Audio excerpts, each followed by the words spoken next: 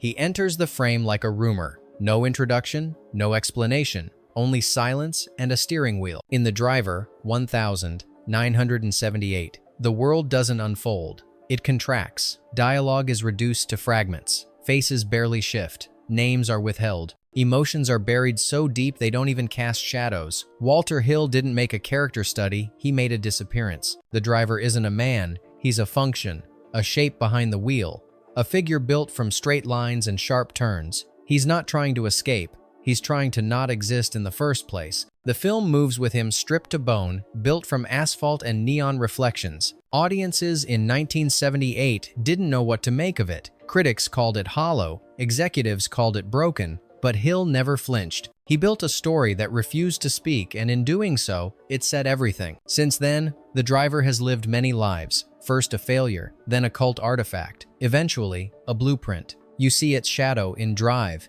in Thief, in every film where silence becomes gravity. But few remember what it took to create that silence, or what nearly destroyed it. These are 20 weird facts you didn't know about The Driver, from real-life outlaws behind the stunts to audio anomalies buried in the mix, and the moment this film nearly disappeared forever. Fact 1. He wasn't just a stuntman, he was a fugitive once. Precision isn't always born in a studio. Sometimes, it comes from the streets, and not the legal kind. Billy Hickman wasn't your average Hollywood stuntman. Before he ever rolled in front of a camera, he was known in certain underground circles, street racing rings, late-night getaways, near misses that never made it to court. Walter Hill knew this when he brought him on. He didn't want polish, he wanted scars. Many of The Driver's signature stunts, the alley drift, the tight reverse spin, the flick between dumpsters, weren't choreographed. Hickman didn't need instruction. He'd lived them before, in real time, with real consequences. One of the sequences was so specific, it drew attention from local police, who recognized the route. No charges were filed, but the line between reenactment and confession blurred. Hill never commented, neither did Hickman. When your most believable scene mirrors a real crime, is it authenticity, or just someone daring the past to catch up? Fact 2. Every character is a role, not a person. There's no Jack, no Lisa, no name tags, only functions. In The Driver, every character is identified by what they do: the driver, the detective, the player. There are no flashbacks, no arcs, no moments of vulnerability, just motion and opposition. Walter Hill built it that way intentionally. To him, names implied psychology, and psychology got in the way. These characters aren't meant to be understood. They're meant to exist like pieces in a blueprint, precise, emotionless, inevitable. Ryan O'Neal reportedly asked for a background to work with. Hill said no. Don't fill in the gaps, he told him. Just be the gap. The result? A cast of shadows walking through pools of light, never colliding, never connecting. Can we empathize with someone who was never meant to feel real in the first place? Fact 3. The studio nearly buried the movie alive. There's rejection, and then there's strategic erasure. When Hill delivered the final cut of The Driver, the studio went quiet. Executives were baffled. What were they supposed to do with a movie this cold, this slow, this silent? No emotional beats, no music, no arc. They panicked. The solution? Starve it. The release was minimal. The marketing budget was slashed. Some execs lobbied to delay the film indefinitely, quietly move on and let it rot in the vaults. But the film slipped through anyway. While America yawned, France leaned in. Critics called it visionary. Cinephiles drew lines from Hill to Melville. In Europe, The Driver wasn't a misfire, it was a manifesto. And just like that, the film they tried to hide became the film others copied in secret. Was the film ahead of its time, or just too precise for the audience it first met? Fact 4. A chase was shot illegally in broad daylight. In the first major getaway of the film, the driver glides through city streets like he owns them, sliding, weaving, vanishing. What you're seeing isn't just a well-executed action scene. It's evidence of something the crew shouldn't have been doing. Parts of that sequence were shot without permits. No road closures, no extras, just real streets, real traffic, and a stunt team operating on instinct. The production had a few lookouts and a plan to bail if police showed up. That was it. The alley drift, especially, was done in one pass. A single chance. No permission, no safety net. Some members of the crew referred to it as urban theft. Not of property, but of time and space. When asked years later about the ethics, Hill only said, "It was worth it. You can't fake that kind of panic." When does realism become risk? And at what point does a perfect shot come at the cost of control? Fact 5. Ryan O'Neal was the last resort. He wasn't the plan. He wasn't even in the top 2. Walter Hill first wanted Steve McQueen, the king of car chases. But McQueen passed, unwilling to repeat Bullitt. Then came Charles Bronson, tough, unreadable, ideal on paper. But Bronson demanded rewrites, emotional depth, a character arc. Hill declined. Ryan O'Neal was next, a clean-cut star known for romance, not reclusion. Executives were hesitant. So was Hill. But O'Neal surprised everyone. He didn't try to play the driver, he emptied himself instead. No emotion, no explanation, just precision. The result? A performance so neutral it became eerie and unforgettable. Can casting the wrong actor reveal the coldest truth that sometimes presence means removing everything human? Fact: 6 Europe understood what America ignored. In the US, the driver was a whisper lost in a noisy year. But in France, it was heard loud and clear. Critics hailed it as a spiritual successor to Melville's Le Samurai. The stillness, the anonymity, the codes of movement, all of it felt familiar, deliberate. Cahiers du Cinéma called it a geometry of intent. French viewers didn't demand backstory. They didn't ask for meaning. They read it as cinema reduced to essence: man, machine, motion, silence. While American audiences looked for motive, Europe embraced the lack of it. In Paris, the film played in double features with noir classics. In academic circles, it sparked essays on existentialism and urban alienation. Hill never changed a frame, but halfway across the world, the film changed shape. Does a story need to be understood by everyone or just the right few at the right time? Fact 7. The music score was killed in post-production. There was supposed to be a soundtrack: tense strings, pulsing synths, the kind of score that holds your hand and tells you when to feel. It was composed, recorded, even mixed into a few early cuts, but Hill hated it. To him, music didn't enhance this film, it contaminated it. He argued that silence was part of the narrative, that engines, footsteps, and tire friction were the only music the driver needed. Executives disagreed. Test audiences didn't. The version with the score felt safer. The one without it felt sharper, more exposed. Hill won. The entire score was shelved, the composer removed from the credits. The soundscape remained bare, unforgiving, surgical. And what was supposed to fix the movie became the very thing that would have broken it. Is silence just a missing element, or sometimes the most deliberate sound of all? Fact 8. The detective's interrogation methods were legally real. That unsettling scene where the detective manipulates a suspect into believing he's trapped, that wasn't fiction, it was procedure. Hill consulted with real LAPD detectives when shaping the character. Many of the psychological tactics, false binary choices, passive threats, framing guilt through implication, were actually used in the field during the 1,970 seconds. Some of them, shortly after the film's release, were deemed unconstitutional. The film didn't exaggerate. If anything, it toned things down. What makes the scenes disturbing isn't their fiction. It's how much they feel like paperwork. If realism makes us uncomfortable, does that mean it's working? Or revealing something we'd rather not face? Fact 9. The female lead was meant to be a void. Before Roni Blackley, the role of the player was offered to Isabelle Adjani, one of France's most enigmatic stars. She read the script, took a meeting, walked away. Her reason? The woman doesn't exist. She watches. That's all. She wasn't wrong. The player has almost no lines. She's never explained. She isn't romanticized, challenged, or even given purpose. She's a presence, a mirror. And that was intentional. Hill didn't want a love interest. He wanted another shadow, someone whose stillness amplified the driver's own absence. Blakely leaned into that concept. Her portrayal is cold, unreadable, and unforgettable. Adjani called it a ghost beside a ghost. Is emptiness on screen always a flaw, or can it be the most haunting choice of all? Fact 10. This film was used to train real police officers. You wouldn't expect a crime thriller about a nameless getaway driver to show up in a police academy, but it did. In the early 1,980 seconds, a few California training programs unofficially screened chase scenes from the driver during driving instruction. They weren't studying dialogue. They were studying geometry, turn radiuses, momentum control, urban navigation under stress. Instructors pointed to the driver's stillness as a model of focus. One reportedly said, "He drives like he doesn't exist. That's the goal." The practice didn't last. Once word got out, departments distanced themselves. A film that romanticizes evasion doesn't look great in a training manual. But for a moment, a character who was built to vanish became the blueprint for how to pursue. Can fiction be used to teach real-world discipline?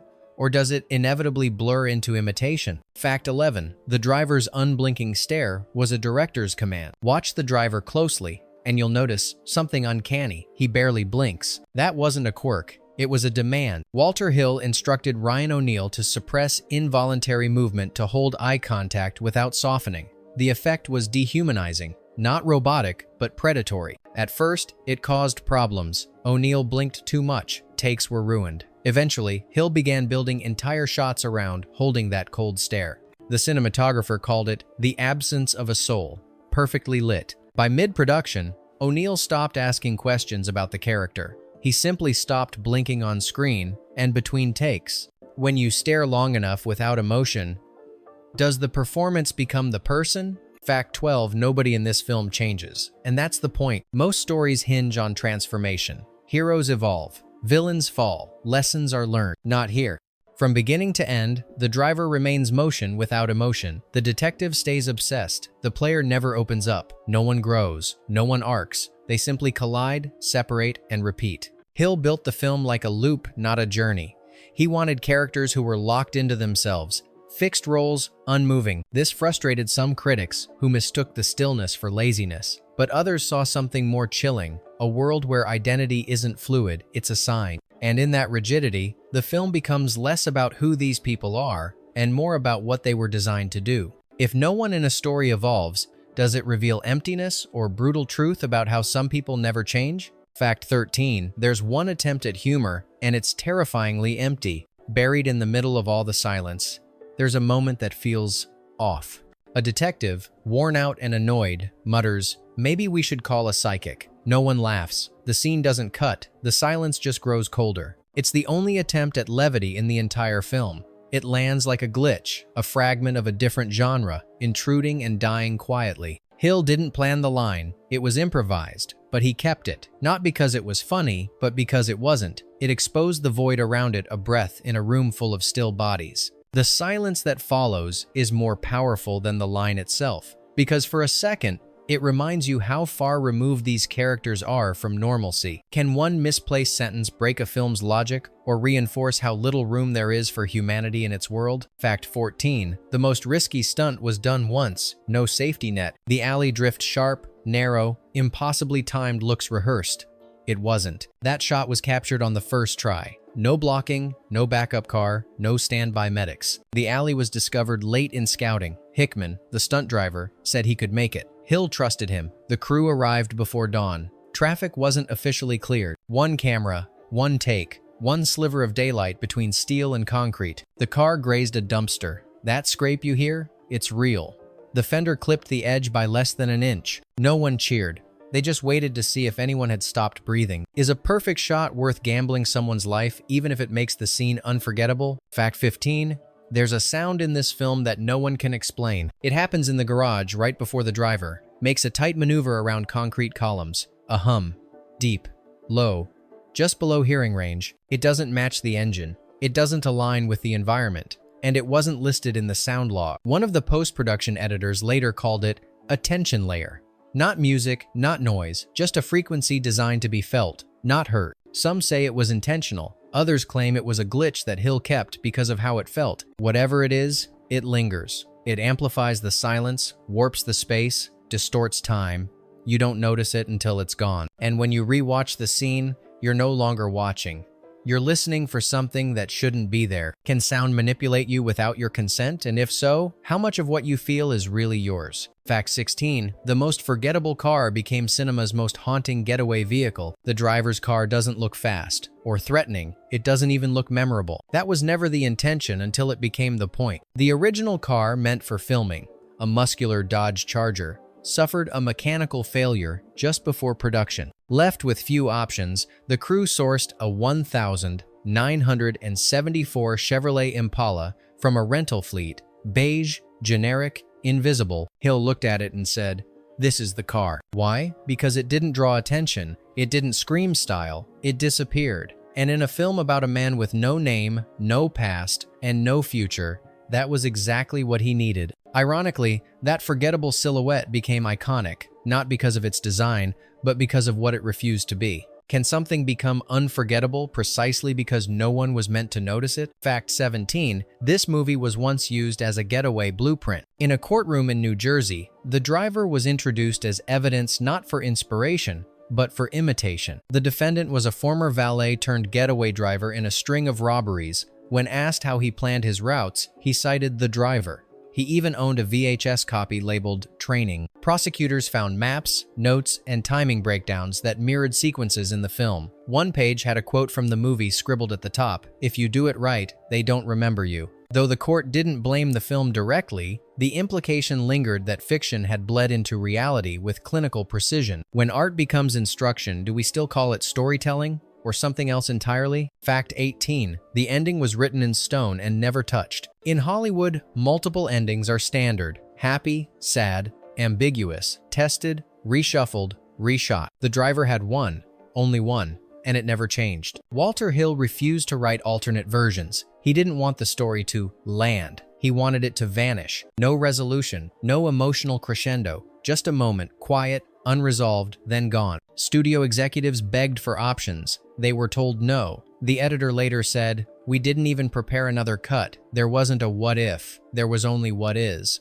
That final stillness wasn't by accident. It was the final act of control. Does a story without closure betray the audience or free them from needing answers at all? Fact 19. The final scene was filmed in a room full of silence. Not quiet, not low volume. Actual silence, intentional and absolute. Walter Hill wanted the last scene of the driver to feel like something had stopped breathing, so he demanded silence on set, no talking, no movement, no cues. Lights were prepped in advance. The actors were given no last-minute direction. They simply walked in and existed. The camera rolled. No one said a word. Crew members later described the atmosphere as funeral-like. Some said it felt like filming inside a vacuum. Even the usual ambient sounds, feet shuffling, cables being dragged, were missing, and that silence bled into the frame. The scene didn't just play quiet, it felt vacant. No epilogue, no closure, just a look, and then nothing. Can silence be more final than death? And is that why this ending still echoes decades later? Fact 20. Even the actor never really understood the driver. Ryan O'Neal delivered a performance defined by restraint, stillness, emptiness. But off camera, he was looking for something, anything to hold on to. He asked for character notes, a name, a reason. Walter Hill refused. "He's not a man," Hill said. "He's momentum." O'Neal tried to find depth on his own. Eventually he stopped. He began showing up to set already distant. He didn't warm up, he didn't speak much. The performance wasn't built, it was surrendered. Years later, O'Neal admitted he never figured out who the driver was. "Maybe that's what made it work," he said. "I was as lost as the audience. And maybe that's why the driver is unforgettable, not because of who he was, but because he never gave you a chance to find out." Is the absence of identity a weakness, or the very thing that turns a character into myth? Bonus fact: the film almost ceased to exist, not by choice, but by clerical error. In the late 1980 seconds, the driver came closer to being erased than most people realize. Not by design, not by censorship, but by an administrative slip. 20th Century Fox was conducting a standard archive purge. Old reels, unused negatives, redundant stock. One box, mislabeled "test footage non-essential," was set for destruction. Inside it, the original negatives of the driver. No one noticed. No one double-checked. Until, by sheer luck, a junior archivist reviewing materials for a restoration project opened the case and recognized the slate marks. Production dates matched. Scene numbers aligned. The purge was paused with hours to spare. No headlines, no formal apology, just a quiet correction. A near erasure, narrowly avoided. The irony wasn't lost on those who knew. A film about a man trying to disappear had nearly disappeared itself, not with drama, but with paperwork. How many other films have already vanished like that? How many stories are gone because no one was watching? Does something need to be remembered to matter, or is the threat of being forgotten what gives it meaning at all? The driver never asked for attention. It avoided it. No name, no score, no explanation, just momentum and the space it left behind. It was almost lost, almost forgotten, but here we are, still chasing it decades later, trying to define something built to vanish. So tell us, was this film a masterpiece misunderstood, or a puzzle that was never meant to be solved? Drop your thoughts in the comments and let us know which forgotten film you want us to break down next.